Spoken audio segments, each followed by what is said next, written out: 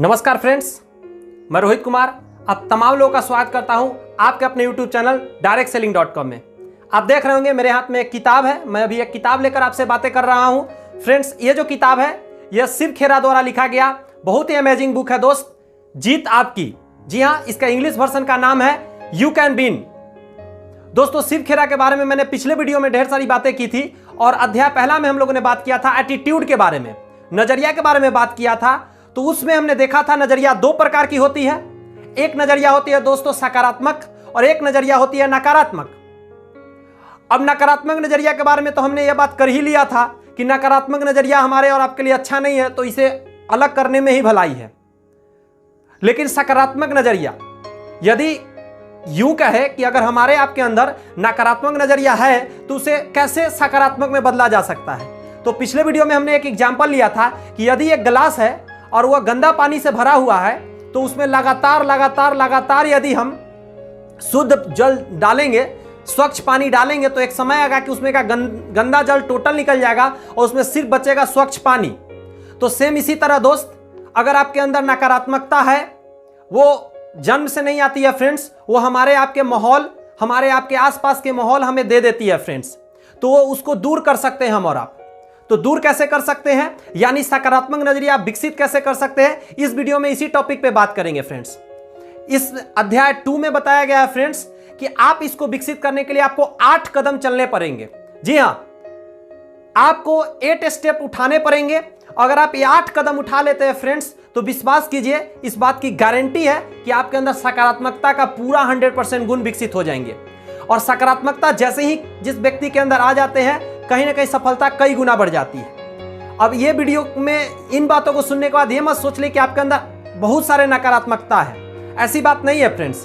कुछ होंगे जो हमारे अंदर भी होंगे, आपके अंदर भी होंगे, या हो सके आप ऐसे व्यक्ति में होंगे जिनके अंदर ये गुण ही ना हो नकारात्मकता की। जी हाँ, इस बात की गारंटी ऐसी भी तो हो सकती है कि आप 100% सकारात्मक व्यक्ति हो, लेकिन फिर भी इस बात को अगर आप जान लेंगे तो उन सारे लोगों को, नकारात्मकता को दूर कर सकते हैं जिनके अंदर नकारात्मकता है दोस्त। तो चलिए इस वीडियो को थोड़ा सा आगे ले चलते हैं और शुरुआत करते हैं। तो सबसे पहला हम लोग टॉपिक देखते हैं। यह सबसे पहला टॉपिक है दोस्त, अच्छी चीजों की तलाश करें। जी हां, अच्छी चीजों की तलाश करने की जरूरत है। जैसा कि आपको पता है कि हम और आप आम जिंदगी में जब शुरुआत करते हैं काम करने की, जिस भी फील्ड के, जिस भी प्रोफेशन से हम लोग होते हैं, वहां लोग पसंद नहीं आते हैं, वो जगह पसंद नहीं आती है, यहां तक कि वो काम भी पसंद नहीं आती है। लेकिन धीरे धीरे हम लोग क्या करते हैं फ्रेंड्स, उस चीज को सीखते हैं, उसके सारे नॉलेज को एक्वायर करते हैं और हम लोग क्या हो जाते हैं, उसके आदी हो जाते हैं और हमें वहां मन लगने लग जाती है। तो अच्छी चीज जब देखते हैं तब आपके साथ ऐसा होती है। लेकिन बहुत बार ऐसा भी देखा गया कि लोग जॉब छोड़कर क्विट करके चले जाते हैं। अब आप सोच रहे होंगे जॉब छोड़कर क्यों जाते हैं। इसका सीधा लॉजिक यही निकल कर आता है कि वो व्यक्ति वहां पे सकारात्मक चीज नहीं खोज पाया, उसको वहां नकारात्मकता ही दिखा और वो छोड़कर दोस्त चले आते हैं जॉब को। तो ये तो बुर्बकाई है, क्योंकि आप सोचिए कितना बेहतर तरीका से आपको एक जॉब मिला। अब वो जॉब को क्विट करने से अच्छा है अपने आप को उसके अकॉर्डिंग टू बना लेना। अब मैं यहां पे ये बातें नहीं कर रहा हूं कि जॉब आपके लेवल की नहीं है फिर भी आप वहां बने रहें, आपके साथ कोई अभद्र व्यवहार कर रहा हो फिर भी आप वहां बने रहें।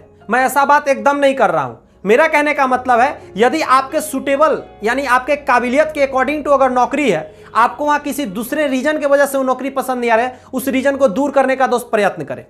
दूसरा अगर पॉइंट को दोस्त लेते हैं, हर काम को फौरन करने की आदत डालने की जरूरत है। बहुत सारे लोगों में देखा गया है कि वो टाल मटोल करने की आदत होती है। उनको पता है ये काम आज जरूरत है शाम को, लेकिन वो क्या करेंगे, वो अभी नहीं करेंगे, यानी मॉर्निंग में नहीं करेंगे, वो दोपहर को भी नहीं करेंगे, वो शाम से थोड़ा देर पहले काम करना प्रारंभ करेंगे और इतना तेजी में करेंगे फ्रेंड्स कि वो काम गड़बड़ करके रख देते हैं। तो सबसे अच्छा बात है टाल मटोल ना किया जाए, काम को फौरन किया जाए। कहावत भी है दोस्त, कबीरदास ने बहुत अच्छा बोला है, काल करो से आज करो। तो वही बात यहां भी है दोस्त कि आपको बाद में टालने से अच्छा है कि उसे कर लेने में ही भलाई है।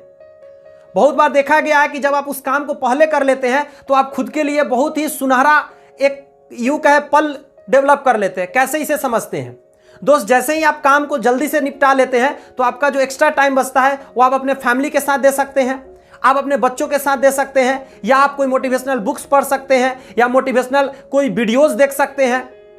तो कहने का मतलब है जो आपका समय बचेगा उसका आप सदुपयोग कर सकते हैं। लेकिन टाल मटोल में क्या होता है दोस्त, आपका मानसिक चिंता आती है, यानी आपके कॉन्शियस माइंड और साथ में सब कॉन्शियस माइंड दोनों परेशान होती है फ्रेंड्स। जी हाँ, दोनों परेशान होती है। अब परेशान होने का रीजन यही है कि आप क्या कर रहे होते हैं, टाल मटोल कर रहे होते हैं और नकारात्मकता जो है आपके ब्रेन को डैमेज कर रही होती है। तो क्या करने की जरूरत है फ्रेंड्स, कमेंट्स में लिखकर मुझे बताएं कि आप क्या करना चाहेंगे, या तो टाल मटोल करेंगे या काम को जल्द करेंगे। मैं आपके कमेंट्स का इंतजार करूंगा फ्रेंड्स।